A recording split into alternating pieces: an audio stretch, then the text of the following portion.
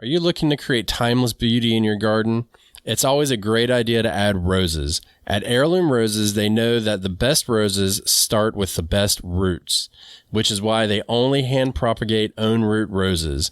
These own root roses will outlive and outshine grafted roses from the big box stores, resulting in stronger disease resistance and a longer lifespan, and stunning blooms that are always true to the variety. Heirloom Roses is located in Oregon, is a family-owned business that grows over 900 varieties of roses for gardening zones 3 through 10. Use their great search tool to narrow down your choice based on zone, fragrance, growth habit, color, and more. Plus, they have a 1-year guarantee, so if your rose doesn't thrive in its first year, they will replace it for free. Heirloom Roses is also committed to producing only disease-free plants and genetically test all of their roses to ensure the cleanest plant material possible. You can have peace of mind knowing your newest rose will be healthy and ready to thrive and blossom for years to come. As a special offer for our listeners, Heirloom Roses is offering a 20% discount off all roses using Backyard20 code at checkout now through September 30th, 2023. And since they ship all year round, you can choose the perfect ship date for your garden. It's time to experience growing roses the way nature intended, on their own roots.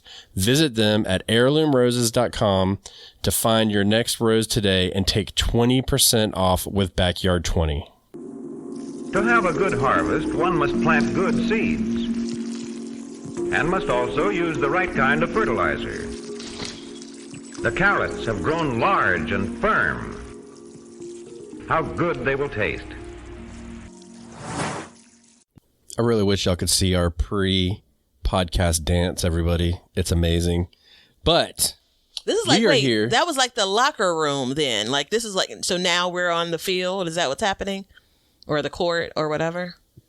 Yeah, I guess so. I never thought about it that way. I'm not a big sports guy, so yeah, we're on the field. Welcome, everybody. We just left the locker room and we're into the field of gardening. Although and we got to talk a little weird. It does feel weird. We just left the locker room.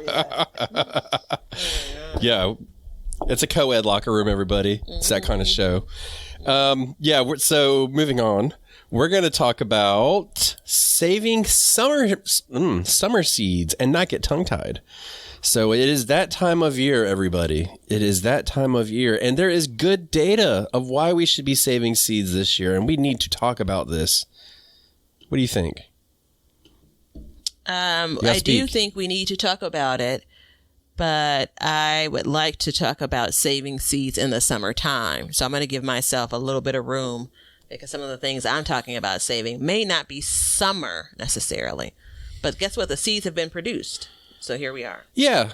No, I mean, because it makes sense because we're in different zones. So clearly we'd be doing different things. There you go. Benefit number one.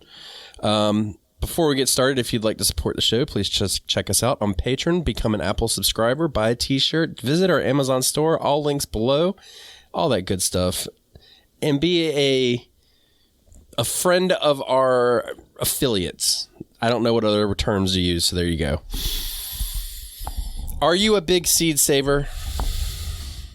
It depends on the garden year. There's so many things, only so many things I can basically kind of get after and make it a thing. So this year I have not saved any seeds, but maybe because I knew we were going to do this episode today, I was outside like, oh, those seeds are dried up. But, they're ready, It's time. How did you start saving seeds though? Like, what was the precipice for you to start? I think I started probably with pepper seeds because of how easy. So truth moment. I can't say with certainty that I didn't know this, but I felt like I didn't realize in all of my years of like buying a pepper and cutting into it that the seeds inside of it was what produced the pepper. Like, I totally understand that. Yeah, I don't know that I knew that like intuitively. I don't know that I was ever taught that, in advance of these last 10 years in the garden or something. So there was I felt like there was an aha moment. So anywho, when I kind of got to the point of like, oh, there's these peppers that I've not grown before, and now I'm growing them. I just, it's like save all of the seeds, and so, and it was, under the guise of you don't need to buy them again. So it was definitely I had the truest intentions. Like, I'll be able to grow peppers from now on. But that was before the seed bug bit me. And I didn't realize at that time that I'd want to try many other varieties. And so you got to start at some point. You got to get the seeds to try those varieties. So I still have like 289 yellow bell pepper seeds from when I saved them 5 years ago. Is that a legit count? No. Okay. But I was mean, gonna say, probably more than 100. if you really counted how many seeds you had, the show was going to end. And I'm terrible about estimating that kind of stuff too. So it's either like 100 or 1,000 or 5.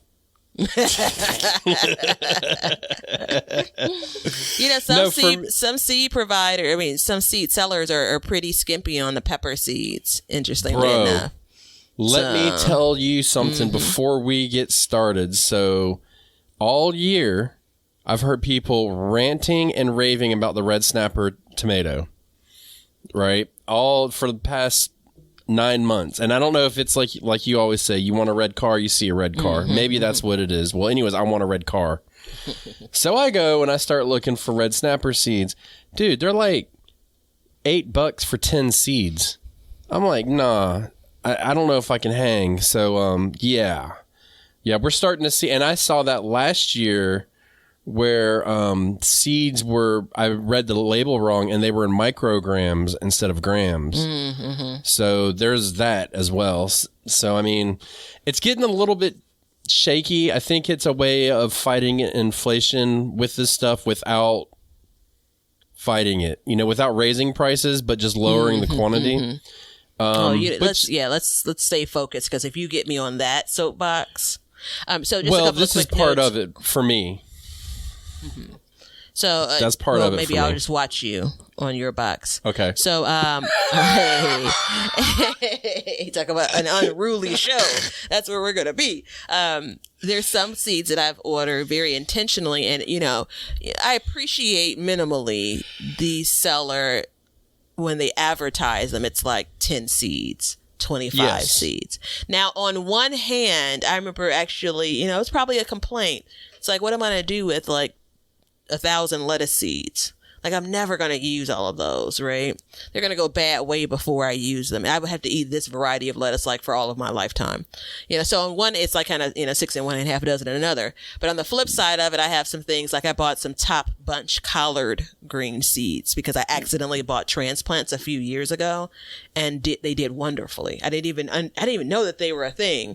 And so I bought those seeds, and I think it sold in either like 50 or 25. The reason why it came to mind was because I counted those seeds. Like I had my email formulated in my head. I think maybe it was like 30 seeds. So it's like, all right, it's for me when it comes to those kinds of things. It's like I'm like putting 2 seeds in a hole, trying to get that germination going. Like you're basically trying to use them wisely. So that said, these pepper plants, sometimes tomato plants can be a bit scarce in the packaging as well. I just, so that's another good example of if you've bought a plant seed and you don't have many in that package, that could be, obviously assuming you enjoyed whatever it produced. It's a great opportunity to sell those seeds because that's where your cost really is. Yeah. Yeah. To sell seeds? No, it's if you've purchased seeds, they only gave you 15. You enjoy the pepper, right? Once that pepper gets ripe, save those seeds, because guess what? You're likely going to be in a position 2 years from now where you're going to be buying them again. And shoot, who knows if it's going to be 10 seeds in the package then. Yeah, I have varieties that I save seeds from exclusively because it's hard to find the actual seed and I enjoy them. So I continue to, save the seed year after year, and it's worked out really well. I'm starting to get a big bank of seeds. So for me, I started just because I forgot to harvest something, and I was like, well, what do I do? And so I ended up just saving the seed, and it kind of grew from there. It got a little out of control one year. I did a whole bunch of tests. Remember that year where I was like saving radish seeds and all that stuff, and like I didn't really get a whole lot of seeds out of the radish, and I was like, well, that was hardly worth it. And it's funny, I was just looking through my seed box the other day, and I found the radish seeds. I was like, you know what, I'm gonna grow them this year just to be done with it, you know. The plant took forever, took everything up, and then I got like 20 seeds, and I was like, whatever. So I mean, there is that, but yeah, it just came out of laziness for me, and it also came out of, you know, the ease of some of the vegetables to get seeds from. That was another one. So it worked out in my favor. But you know, there's a lot of different things to think about when it comes to starting seeds, and there's a big elephant in the room this year. Somebody in the Backyard Gardens Community Garden Facebook group put in there about a mix-up in seeds this year. So basically, the story started with, I think it was like a banana pepper or something, and it wasn't supposed to be hot, and then people started growing it, and they ended up getting like hot peppers out of it. If I let my imagination run wild, which it tends to do, I imagine somebody was walking through a greenhouse with a tray of seeds and tripped and fell and knocked over another tray, and then they all got mixed up. But we have seen, through the power of social media and all of its unparalleled glory, we have seen that there are multiple types of seeds that have been mixed up this year. We talked about this yesterday, and you've seen a few too, right? Yeah. Shout out to Molly, who listens to the show, and she was one that experienced. I think she actually, I can't remember if it was she purchased the plant or she started with the seeds. But anyway, she was looking at it like, this doesn't look like what I bought. And for sure, it was ended up being a hot pepper, which she didn't enjoy, which kind of, you know, it really sucks, right? You know, you're intentional about what you want to plant, what seeds you want to purchase, what you want to plant, what you want to grow, what you want to consume, and then you end up here. You know, I think it's, in my mind, it's like, yep, that's exactly how those kind of accidents happen. You know, now no one can walk around the greenhouse with a tray of seeds. But I mean, this had to have been thousands and thousands, if not tens of thousands. You know, sure. It's probably a bag of seeds or something. Mouse probably chewed a hole in the seeds, and it just left like a breadcrumb trail or something stupid. But I mean, if you think about it, and you know, we did an episode a while back about how our gardens evolve over time, and I do feel like there are some companies or people that take for granted the fact that like there's multiple types of gardeners. There's people that are just like, I don't care what grows in my garden, I'm just going to grow it, and I'll be happy that I get it. You know, I want a hot pepper. So what if it's a banana pepper, not a jalapeno? At least it's hot. And then there's other people who are like, no, this is exactly what I want, and I want exactly what I picked to put in here for multiple reasons, you know, variety, you know, growth habits, heat tolerance, you know, spiciness, all this kinds of stuff. So it's interesting to think about it that in my mind, because you never know the purpose for people are buying these things. And when this happens, I mean, what do? You know, like I got the mix up and I sold seedlings to people, and it's like, well, what do I do? You know what I mean? So yeah, that stings. It's a tough scenario to be in, but I will say this, all the seeds that I saved came true to form and are producing just fine. So this is a big elephant in the room for a lot of these things this year. I think it's the last thing the gardening community needed was to have, you know, we had a seed shortage, then we don't have a seed shortage. Now we have a seed mix up. Yeah. What's next? You know, what's the next? Price hikes. I mean, good gosh. I can't imagine this is the first time this has happened in kind of, you know, whatever this new generation of home gardeners is. You know, I don't know if whatever happened last time, maybe social media wasn't as big or whatever have you, but it's just such a stinker. You know, it's like obviously not as bad as like a recall of some, you know, something that's dangerous. But it's exactly what you described. Like if you're intentional about what you want, and it's okay if you're like, it's fine. I'll eat whatever it is. But if you're intentional about what you wanted to plant, and I was sharing this with Molly, like, I forgot the variety, which I don't even know if I can track it back now. The variety of bell peppers, red bell peppers that I planted, but I have like 8 or 10 plants. And I was using some brand new seeds this year. And so I'm like, well, shoot, like 8 plants of something I don't want or I didn't want to plant. And I thought it was That's one brutal. thing. Like, I'm not just saying I'm growing 8 bell pepper plants just for the heck of it. No, I have specific plans for that. And that changes everything. That connects to the amount of tomatoes that I'm growing. That connects to the amount of basil. Like, you know, so it's all connected for me in my space. And I'm sure there's so many gardeners that are like that. I mean, I think plainly put, if you go and pick up some food at a restaurant and your order is incorrect, you know, just like you said, there's some people it's like, all right, fine, I'll enjoy the pizza with pepperoni, you know, on it. Right. Although I ordered sausage. But what happens when it's like, well, no, I'm a vegetarian, you know? So there's Right, that. put pineapple on your pizza, and you're like, nobody eats pineapple on their pizza. How dare you? No one ever should. Yeah. I don't feel that strongly about it. I just think it's kind of funny. I don't either. My son the other day wanted black olives and pineapple together. I was like, no, let's pick one or the other, sir. But so if I'm guessing right, if you are saving seeds, that means you're starting seeds, right? Yeah, I think that's a fair assumption. Yeah, fair assumption. And if Or, you're I not mean, I guess you could just be just selling them, I guess, you know, and then not growing them in the future. That seems kind of odd. Most people I know that have small businesses that sell seeds, they also do a bit of the growing of those plants. So let's go with, you're starting seeds too. And I do want to say, if you're interested in selling seeds, just make a plea.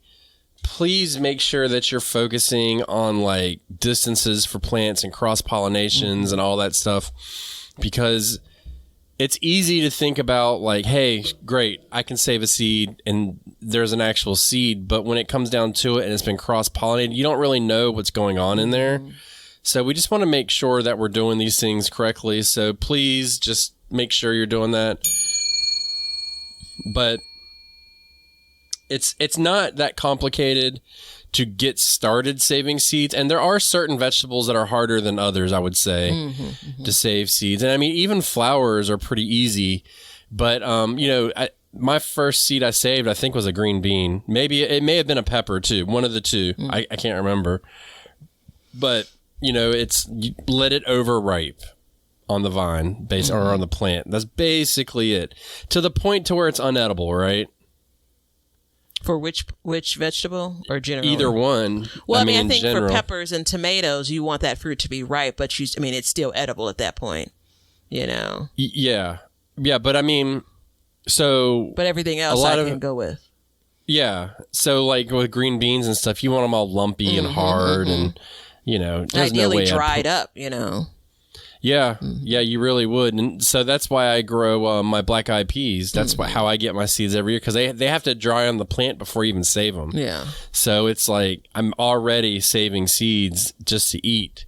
So it works out in my favor. I did actually last year, and this is one that I need to save again, is my tomatoes. I started saving tomato seeds. That was one that was a little bit tricky for me.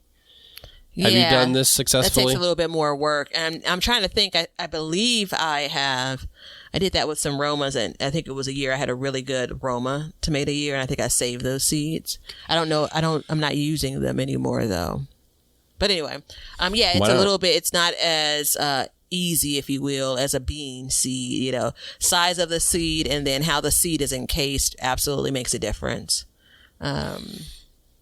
I mean, there's like a molding process that you do to get the gel off of it, and then you got to strain it and all that stuff. So, you know, there's multiple steps to saving the seeds. So it's just one of those things that you can look forward to, like, practicing with, but not really making sure that, you know, not expecting 100% success rate on those. The reason why we wanted to talk about this today is because it's getting into late summer. There's probably some plants that are on their way out. I know for me, my squash bed is long since gone, and I have one Desi squash, and it's spelled Desi. It's my favorite squash, and it has been on my plant forever, and it's about as hard as a brick. I mean, you could throw it at somebody and kill them with it. And I'm leaving it on there specifically just to save the seed. So that's the only way that I grow it every year, is if I continuously save that seed every year.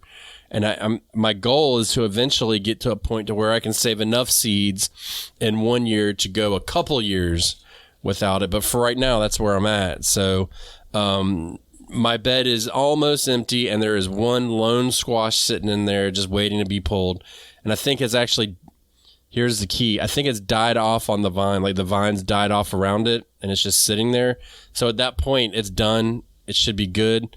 It's going to be a pain to cut into, though. So I am expecting that, but that's how I'm going to save my seed for that for next year. Mm-hmm, mm-hmm.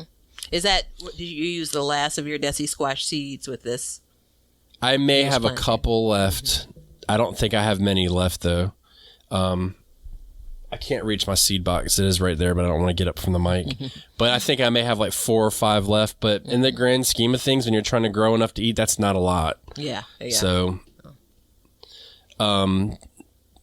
I have come across some new varieties this year that I'd like to save seeds for. So it's a little late for that, but at the same time, like, that is an option moving forward in the future. So I look forward to doing something like that next year. So I think I have some regular seeds left, and then I can continue to save them. Wait, so are you saying that you're thinking about what you want to plant next year for the purpose of saving the seeds? Okay. Well, not just to save the seeds, but because I enjoyed it. So I'd like to save the seed. So this one is scallop squash. I really enjoyed that. I grew it for the first time this year. Didn't have a great harvest off of it, which is why I didn't really focus on it. But when I did get it and I cut into it, it was a stark difference between that and yellow squash, which we've come to figure out we just don't like yellow squash in our house. So we're going to move on from that completely. And this is taking its place, so it should work out pretty good. But I think I have a couple seeds left for next year, so it's not a big deal. You know, and really the beauty of it is with some of these, especially this time of year, with your tomatoes and squash and cucumbers and beans, you get plenty of opportunities to save a seed. Yeah, I was just looking up. So it's like 4 years ago, I had the early white bush scallop squash. Yeah. It looks like a patty pan like squash. And I've not, that 1 year, I can see it, I can taste it. Absolutely a preference when it comes to squash, summer squash. And I have had zero success since then growing it. So I have it in 2 places. I have it in a raised bed and I have it in a container, and the plants are just picking up steam. Just for reference, whenever you're listening to me talk about my garden this year, I'm probably 3 to 4 weeks behind most people in my area. You know, so by the time you listen to this, my hope is that I'll have some fruit producing on the plants. But, you know, things are kind of slow, moving along kind of slow for my summer garden. But I think that's a great example of, you know, this is something that it didn't even occur to me, like, you know what, if they produce this year, definitely save the seeds, you know, just because, again, you know, focus on the plants that produced and how well they do. And that's a good candidate for something you're going to save. I think I think that was the same squash that we're talking about. I'm not certain. I was trying to look up to see if there's like more than one type. Yeah, mine are yellow, yours are white. Oh, well. Okay. I don't know. I mean, I don't know if there's any difference other than color. I would eat the white ones too. I mean, you know, I'm not a squashist. Is that what it's called if you discriminate against the color of squash? I don't think it's called a thing. It's not a thing? I know there's, well, you know, they call zucchini green squash too. I hate that. Oh, I don't know if I've heard that. Yeah, green summer squash. I've heard that. I'm like, what? No, it's zucchini. Give me a break. So, you know, and it's important to get the right plant. So we don't want to just go out and grab any plant that you see and be like, oh, I'm going to get a fruit. You want to pick the strongest, healthiest, most producing plant you can get. So, I mean, for me, like, that's why I didn't do that scallop squash, because I was like, I had like one plant. I got 2 or 3 squash off of it. Like, I don't know. I don't really want to preserve the genetics of that. I would rather preserve the genetics of one that gives me 10 squash off of it. The one Desi squash I have out there is the best one, and I specifically left it. But remember too, when you do this, it'll signal to the plant that it can stop growing. So cucumbers are so bad for this too. So bad. Yeah, it's kind of like one hand you're trying to allow the plant to continue to produce, but on the other hand, to get to the point of saving seeds, you really need to let one go. At least one. And this is where I use the method of, like, if I see the plant starting to decline, I'm like, okay, it's coming to the end of its life cycle. There's not a lot I can do with it. There's a couple fruits on there. I will start leaving fruits on there longer, or vegetables, whatever you want to call them, so that I can pull them off when, right before the plant's dead. So, you're still preserving that genetics, but you're just you're still getting as much produce as you can out of it. Yeah. Yeah, I have, it's called a Baron, Baron pepper plant. I was out in the stores back last month, and back in June, and they had like 4 start plants for $1.25. And I'm like, sign me up. Now I still have, literally right now, pepper starts that I started from seed in my basement on my back porch. So why in the world am I buying other pepper plants? I'm out of control, clearly. And so I planted out 3 of them because I really didn't have the space. 2 in a container and 1 in a raised bed. The 2 that are in the containers are exactly what you don't want to see. Pepper plants have barely grown. They're about 6 or 8 inches tall. They're starting to put on flowers. Now, at the same time, so that's 1 in a container and 1 in the raised bed. I have the 3rd plant in another container. It's like 2 feet tall. It looks lush. It's exactly what you want. So we were talking about, like, if I leave those other 2, which I'm not, because I'm thinking to myself right now, go ahead and pull them. They probably will produce something, but I would never save seeds from those 2, 8-inch tall plants that happen to, push out a pepper. Right, it's the lush one that clearly has done well. So, I think those are the differences. Don't get caught up in, I want to save all of these seeds, because all you're doing is carrying this year's, struggle into future years. Right. It's not to say that that seed will absolutely underperform, but give yourself the best chance. Well, yeah, and I mean, that's how we ended up with corn that we know of today. Corn back in the day wasn't nice and uniform and good looking like this, but based on saving seeds from the strongest plants, that's kind of how we got it.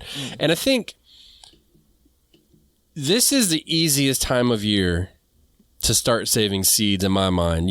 It's not, you're waiting for a fruit to ripen.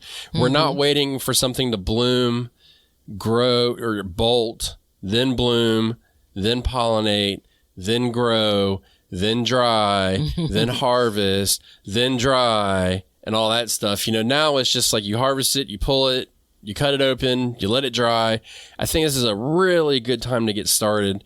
And I would urge people to try to save some kind of seed from your garden and look into, depending on what it is, do a little research and look up and see, like, how do you save X seed? You know what I mean?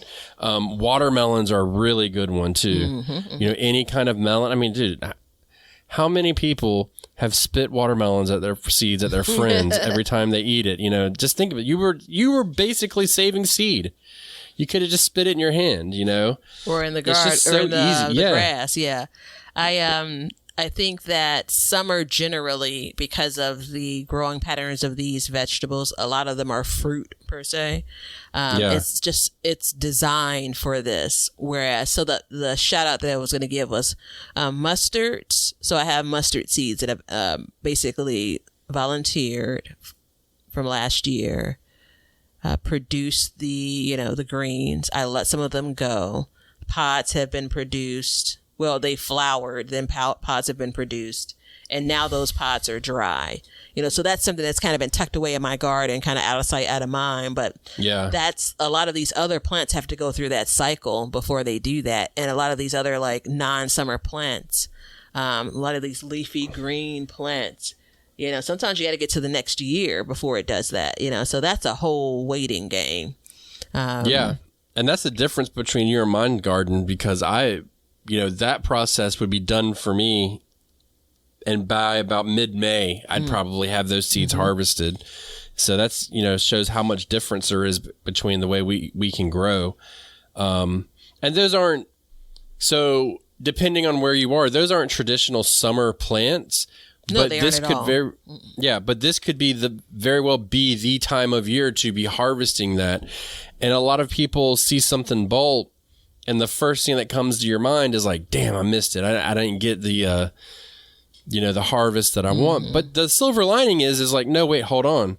Now I've got about 2,000 more chances to start it, and it's not going to cost me a penny. Yeah. It's, and when those plants bolt, I mean, it's either 1,000 or 10,000 based on my math. No, they produce so many seeds, which is the reason why it's a lot easier for those plants to volunteer, because those seed pods are pretty fragile. Yep.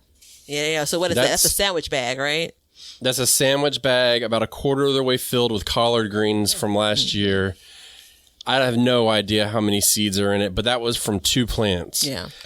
At that rate, I will never have to buy seeds again. Nope. And you have so many where you can overseed them. Once you get to the point of your years ahead and concerned about maybe a depreciation of germination, right? So if you're into microgreens, which I really want to get into, but I haven't had an opportunity to, meaning I haven't taken a beat and said, all right, let's, start doing that. It's a great example. Like, think about those I know I clearly know, not even having to ask you, that's not your thing.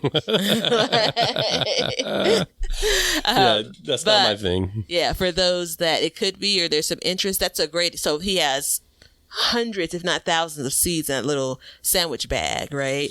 Oh, I guarantee you there's probably 10,000 seeds in there. Yeah, I don't know about 10,000. It's only one way to prove it. All right, I'm going to start counting everybody. 1, Leonard! 2. New job, Leonard. Like, that'll be the thing that he thrives in. He's like, yeah, give me more seeds to count. But yeah, it's a great way to use a lot of them. I also forget, so we can wrap up this non-summer vegetables, but if the seeds are producing during the summer, another great way is to use them as plant them super densely and use them as baby leaves. I know, another one of your favorites. So that's an opportunity to again how much are some of those salads in restaurants, or the shoebox of lettuce that has baby leaves in them that mine, I could get it as cheap as $4.50, but that's not really even cheap when you think about it, Yeah, it gives you the flexibility, though. I think it gives you the chance to test out different methods of growing, harvesting. It takes away the pressure of it, too. I mean, look, it's just like with those tomatoes I told you about earlier in the show. If I get 10 tomatoes, I'm going to be puckered up trying to get those tomatoes to grow. If I save the seed, and I'm not sure if they're hybrid or not, so that will lead into a different aspect. But let's say that they're heirloom seeds, because you can save heirloom seeds and they'll be true. Hybrid seeds won't be true to the parent plant. They could revert back to their original genetics. It's a crapshoot. So you're going to get the vegetable, but it may not look or even taste like, it may not what you grew. Unless it's heirloom. Yep. So, but if I can grow that, and let's say it is heirloom, and I can save the seed, then I can get more creative. I can plant at different times. I mean, if you get 10 plants, I don't know, other than taking a cutting, but starting a second round of tomatoes by seed's not going to happen. That's just not a possibility. So I need to move away from that. Whereas if I can save the seed, one tomato will give me I would imagine 20 seeds. because the thing is too is when you leave it on the plant to over ripen, it's creating more seeds inside. It'll be very seedy. So there's a couple. There's also that moment of when you're starting seeds. Going back to that. So whatever you've saved, you can be more generous in how many seeds you're sowing when you start. Yes. Go ahead, because I've tried 3 or 4 seeds in that seed sale. You got 10,000 of them. Yeah, I did that with my Roma tomatoes this year. I was like, I don't know if they're really going to do it. So I just would put like 5 or 6 seeds in there, and they all popped up. So that was good. But I also didn't do a germination test. And that's something that you can do too. It's super simple. You get a paper towel, you put 10 seeds in it, space them out, give them a couple days, check on them. You count how many is germinated, and then there's your percentage. 9 germinate, you got a 90% germination rate, and it kind of gives you an idea. I'm sure there's a much more technical way to do it, but if you do a randomized pull, you'll be fine. Yeah. What are you laughing at me for? Well, you're like it's fine. Yeah, it's absolutely. It's just fun. Yeah, it's just fun. 90%. You've heard it. Yeah, you heard it here first. Yeah. So the key is for the thing to be mature. And depending on what the thing is, it could be mature and dry versus just the fruit is mature. I think that if I buy a transplant for like a summer vegetable, I'm buying it because I don't have that particular variety in my seed collection. I haven't tried that particular variety. Yeah. I actually, interestingly enough, I bought 2 canna lilies, 2 different types of canna lilies. I don't know the names of them. One has a yellow flower with green leaves, which is really pretty. One has a red flower with purplish leaves, which is really pretty. And, I've been starting canna lilies from seed since 2020. So I bought plants in 2019, saved those seeds. And I know that a lot of people focus on the tubers and all, but it's easier for me just to start them from seed. So anyway, I bought them, paid more than I ever really want to pay for that kind of stuff, but knowing that I can save the seeds. And unfortunately, this year, the flowers I didn't really get a chance to enjoy. It's a whole thing. But I can look and see how these plants are going to produce seeds. And guess what? I'm going to have this variety of canna lily, for this day forward. So like you mentioned earlier, like some flowers are a lot easier. I have some snapdragons are one of my favorites. I've never actually said this out loud, but snapdragons are one of my favorite flowers. And I've had mixed results when it comes to starting them from seed myself, but I got a whole lot of seeds, so I'm gonna keep on trying. And I know what those seed pods look like. And so that's another thing, like being able to identify for flowers what they look like, because sometimes it's not that obvious.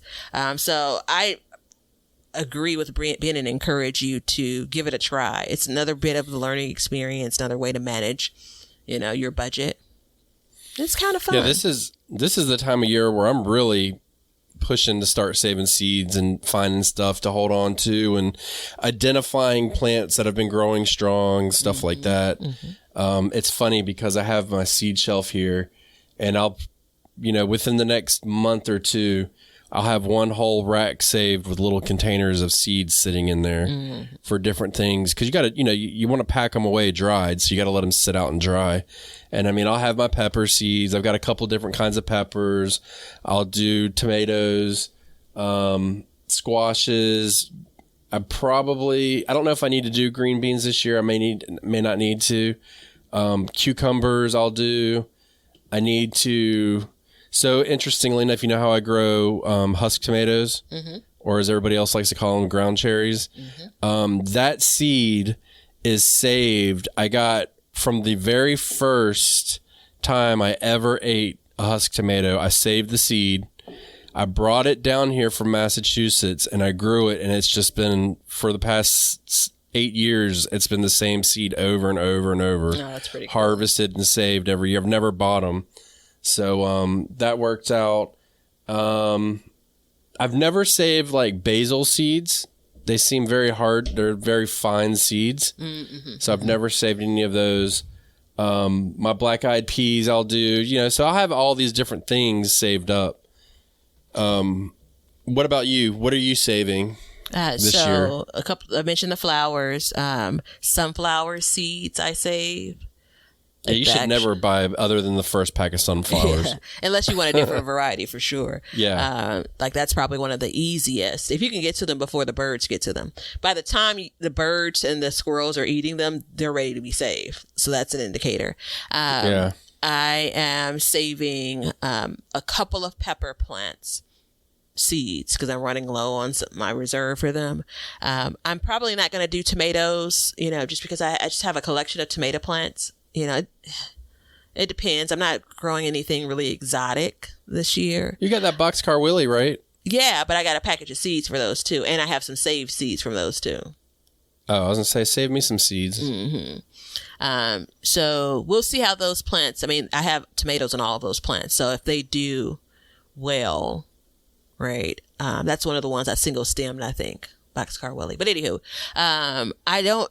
I try to save bean seeds, but then I lose track of them. So I did want to add a note around. I don't save like any of my brassica seeds because they don't flower typically until the next year. And I want to get them clean out of my garden before I put the garden to bed. So just as an aside, I do try to save lettuce seeds. There are a couple of varieties. I know I just said they give you 1,000 seeds, but there are a couple of varieties that I really, really like.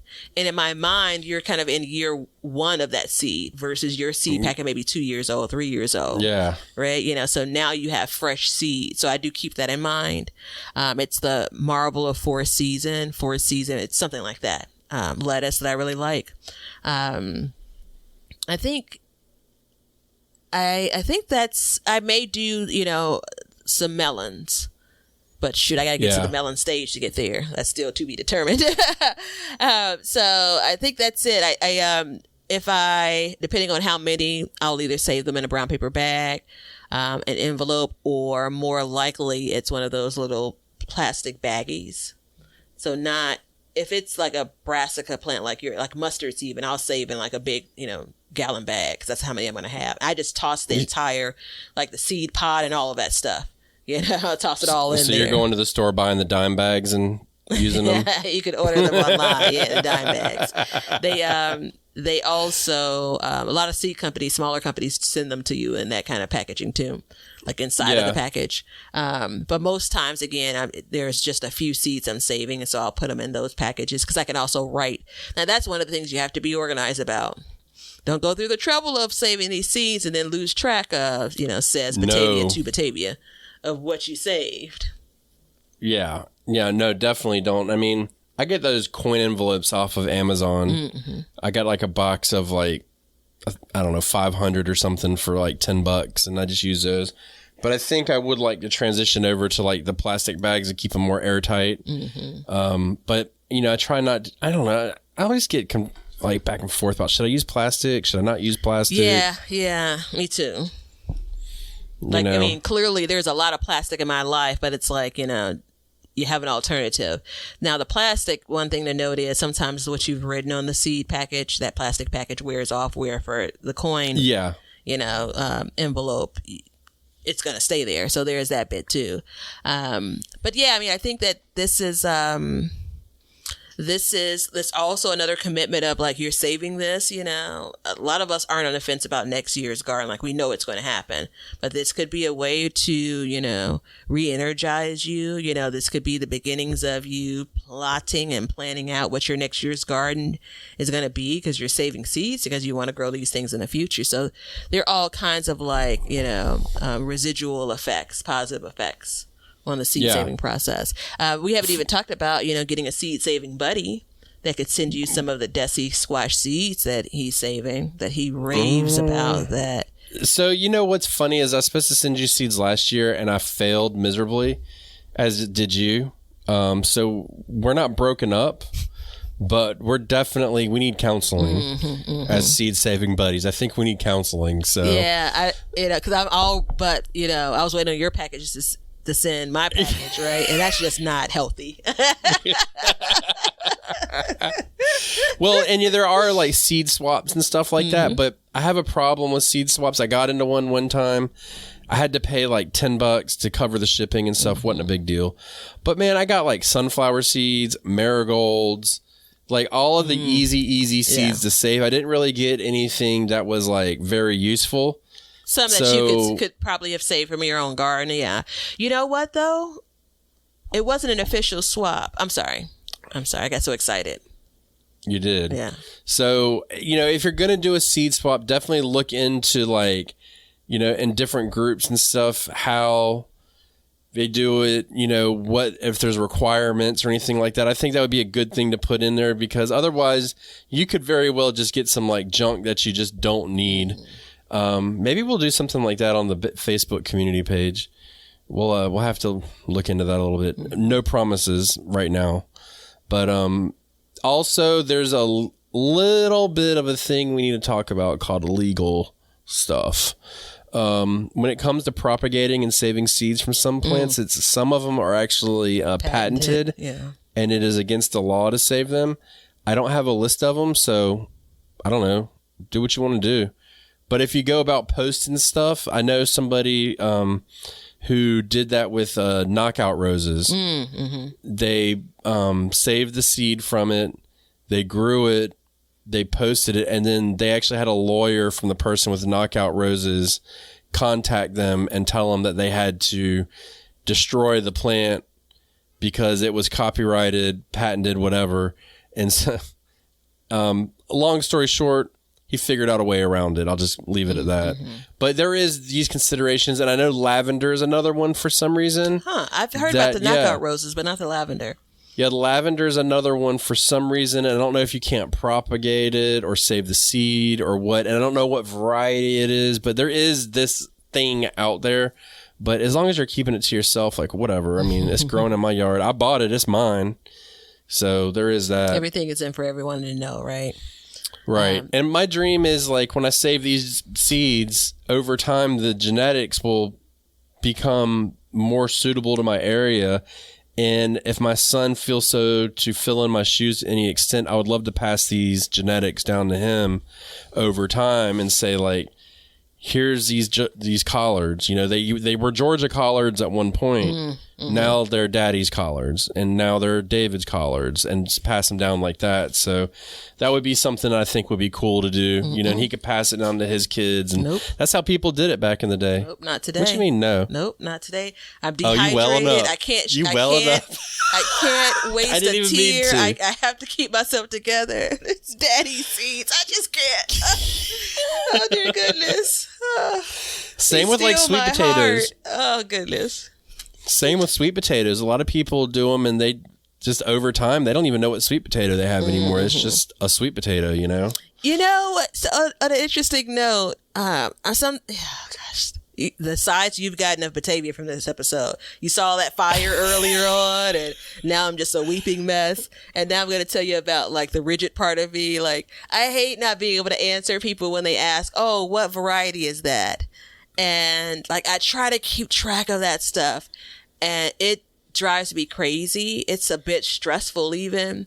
And my sunflowers are kicking butt. I didn't plant a single sunflower this year, like a single seed or plant for that matter.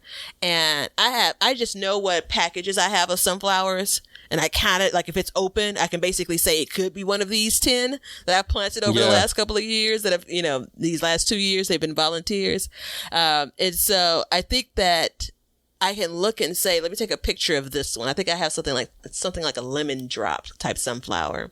It's a lemon queen maybe, and has a pale yellow color. Yeah. So something that's distinct like that, I can tell. And I don't, now that you mentioned it, I don't even think it just occurred to me. They're probably not heirloom. So whatever they are may not be what they really were to begin with. You get what I'm saying? Right. They may have reverted back. Yeah. Yeah. So anywho, I did want to bring up, so I'm trying to let that bit go. Like, it's beautiful, if it's some food, it's delicious, just be satisfied with that. Seed swap. That's what I got excited about and cut you off. Sorry about that. You good? A neighbor gardener, I think this was last year, we exchanged some seeds. No, she gave me a bunch of seeds, and I had some transplants that, you know how I am. if something grows in my grower room, I'm gonna grow too much of it. And so anyway, she surprised me with a bunch of seeds, and she gave me the scarlet runner beans. And I had been seeing them, and I had been meaning they're not the easiest seed to buy like in the stores or whatever. And I've been seeing them, and she gave me a few beans, and I'm just like, this is it, And so there is the benefit of the seed swap to introduce you to something that you've not grown before, something you've been interested in growing. So again, there are a lot of benefits, but I do understand your point of like, how many more marigolds seeds do I need to get?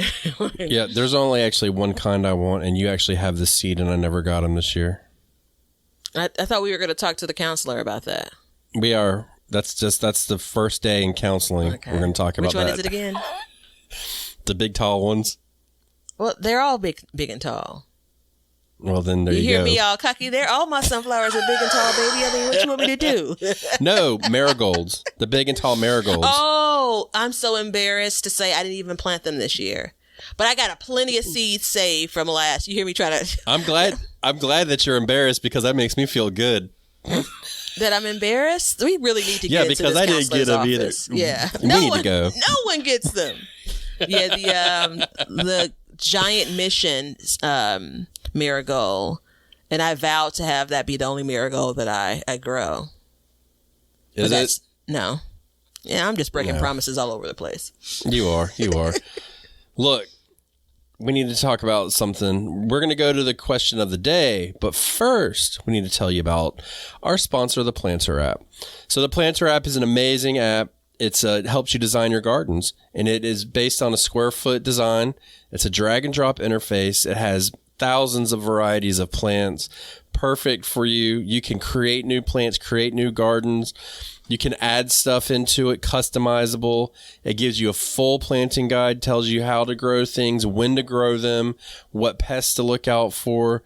I like to take them and make multiple profiles with all of my different gardens, compare them year after year, helps me with my crop rotation. It gives you red and green dots that tells you if it's compatible or combatable. You like that, don't you? So it's available on the Apple and Android stores, and you can get it through the link below and save some money. And we also, the creator is in our Facebook group, and we just had somebody reach out with a question. He promptly got back with an answer and was making a change based off of it. So they're constantly updating the app and making it better for us, and they are open to suggestions and requests. So it's definitely a show favorite. I've been using it for years, and I love it. Actually, to be honest, I'm addicted to it. So there it is. So check out the Planter app. Link is below. Now, we have a question from the Facebook group, and this one is it's the Backyard Gardens Community Garden Facebook group. Come join us. It's not really a question to be answered. It's more of a thought process, I'm thinking, but Batavia may be different. So Kaylee writes, thoughts. Is it too late to plant pumpkins in zone 6A? I have a spot in mind that gets full sun. And so this was posted around mid-July.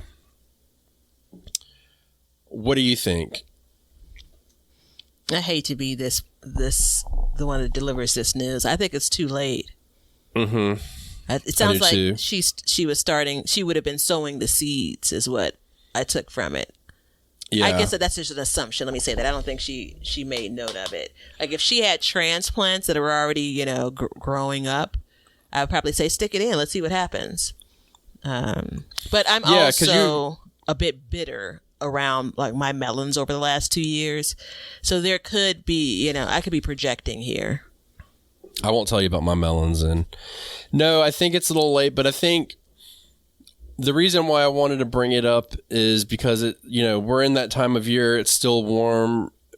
It's hard to think about fall. Wait, no, before you go there, let me. So, I don't know. How are you going to interrupt me? Kaylee? Yeah, I believe so. Yes, ma'am. Last frost date. I'm going to assume it's sometime in October, maybe November, beginning of November, the latest. So she's basically under or right at 100 days between now and the last frost date. and from seed to harvest. For pumpkins are a long season crop. I've never grown them before, but there are a lot of things I've read up a lot about that I've never grown that I feel pretty comfortable speaking on, and pumpkins are one of them. They kind of freak me out too, but that's a different conversation. So I want to just add a little bit of color around that. I think it's too late. By the time this episode airs, the reason why we chose it is less about, responding to Kaylee. I think you already, or Leonard already replied in the Facebook group, but it's more about now segue to your sermon. Well, yeah, it's the sermon.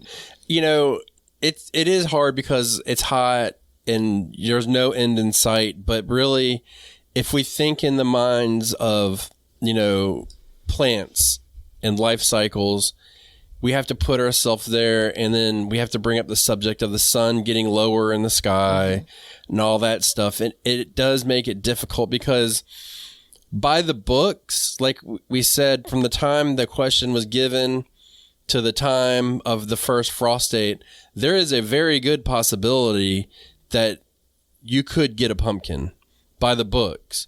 But if you factor in the lowering sun, the cooler temperatures, trying to grow in the middle of the summer heat, maybe you're having droughts or too much rain, you set yourself up for failure. And I think it's important, and this is something I've been trying to practice this year, is like take a step back and just say like, hey, what's going in that bed next? What can I really get like a full harvest out of that I know I'm going to get? Now, if you really want to do, you insert whatever you're thinking about growing, then by all means, I'd say plant it and try it, but be realistic about what you can do. Like I would not, even though I could get a pepper going right now, I would not plant a pepper now in my garden. It's not an option, So, I think if you go back and use even the pumpkin as a good example, all of the dates that we're given for, from transplant to harvest or seed to harvest or whichever it, you believe it is, it's really presented in optimal conditions, optimal for whatever that plant is. And so the date ranges or the time frames that you're given as far as plant in, last planting time is May for a thing. That is based on what's ahead in your growing area, right? You still have optimal growing time left. Once you start pushing that envelope, you're in a different space. If you are not going to plant anything else there, then I'd say, all right, maybe take a chance. If you are going to, we're thinking about planting something that maybe is an easier crop, I'd say, all right, go ahead and take a chance. So I immediately thought about like, gosh, it'd be a real downer to go through the effort of, planting pumpkin seed, it coming up, and then you're getting hit with powdery mildew. You're trying to manage that to not get a pumpkin or to maybe get a pumpkin. So I think it's really personal preference. If it was a month earlier when she asked the question in this example, absolutely, man. Well, a month in planting time is a long time. Yeah. Is a very long time. And I mean, I'm with you. I don't know where they get their times from. It's optimal range. And this wasn't planned at all. But in the Planter app, there's actually a calendar that gives you a planting range. And so if you have that, you can use that to your advantage too. And I mean, if planting pumpkins falls within that range and that calendar, by all means, give it a shot. But it's like somebody had asked about the calendar and how to read it. And my extension service gives you dates, and they've said on theirs, like if it's the beginning or the end, it's iffy. The sweet spot's like in the middle of that range. Okay. So just make sure you try and fall in the middle of that range, and you have a much better chance of going to, full completion growth cycle for that. So it's tough. It's really tough. Yeah, but in Kaylee's, go ahead. No, I was just gonna say it's really tough because it's not like if not this year, it won't be until next year until she's able to grow, and that kind of sucks, right? I know you. It does suck. We still have 1 foot in summer, but you can see fall ahead, and wouldn't it be nice to get a few pumpkins? The big assumption also is that she doesn't have any other pumpkin plants growing, so this is kind of like the one shot at it, If it was me, and I was Kaylee, I would look at that spot. And I would count out the days and I'd say, you know what? I think I can put some broccoli in. I can put some cabbage in and get like full harvest out of that. I don't know what she's got planned in her garden yet, But that's something that I would do if I was, that's what I'm doing in my garden. Like I've left beds blank and it has hurt, but come fall, these beds will be full and I'll be smiling when I get to the finish line. So, it's a hard concept to get, and I understand, I get it completely. It's something that we sit up here and Batavia and I don't want to say preach about, but we basically do. And it's hard for us to practice it at the same time. Like it takes real restraint to hold back and be like, I'm just going to put the seed in the ground and I'm going to get it. We got to really like work towards it and make sure that we follow it. So, just be careful what you plant when you plant it. Look forward into the future. Gardening is about predicting the future. What? Yeah. Okay. Yeah. You're always looking forward to the future. Oh, yeah. You're through and predicting the future. Yeah, you're predicting if it's going to be hot or cold. Okay. Look, just say yes. Magic garden 8-ball. Mm-hmm. Yeah. Well, and there's an easy way to figure it out since we do have all zones covered. Basically, we're in the middle of each section of the country. You can check us out in our own gardens on our YouTube channels. So you can check me out on Sandy Bottom Homestead. You can check Batavia out on Be Better Gardens. She's got a lot of beautiful stuff growing. I got a lot of cool stuff going on. Dude, I got some bees that are just going wild. So hurry up, everybody. Though. Wait, hurry up and check me out like now, because a month before from now, the disease hits. Oh, you got like 24 hours to get there. You better go. So on that note, everybody, come support us if you'd like and keep the show going. Patreon, Apple subscriptions, t-shirts, links all below. Planter app is down below. Heirloom Roses as well. Check them all out. And until next time, we will continue to learn to grow and grow for change. See ya. Before it all dies. Now you know why people feel like celebrating at harvest time. All over the world, people have feasting and good times when the crops have been gathered in. Hey, everybody. Thanks for checking out the Backyard Gardens podcast. If you like what we're doing and you want to continue to support the podcast, head over to our Patreon page to sign up. You can also make a one-time donation using PayPal. Both of these links are in the description. With your support, we can continue growing and helping others in their gardens. See ya. If you guys want some Backyard Gardens gear, go to the link below and check out our t-shirts, mugs, pint glasses, and other gear. All purchases go towards helping to support the show, so thank you so much in advance, and we hope you enjoy. We want everybody to have a garden, and we're going to give you a chance to win free seeds every month. Head over to backyardgardenstv.com and enter your email address to be entered in all of our giveaways. Good luck. We want you to be a part of our gardening community. DM us a picture of your garden at Backyard Gardens TV on Instagram, and we will share it with our listeners.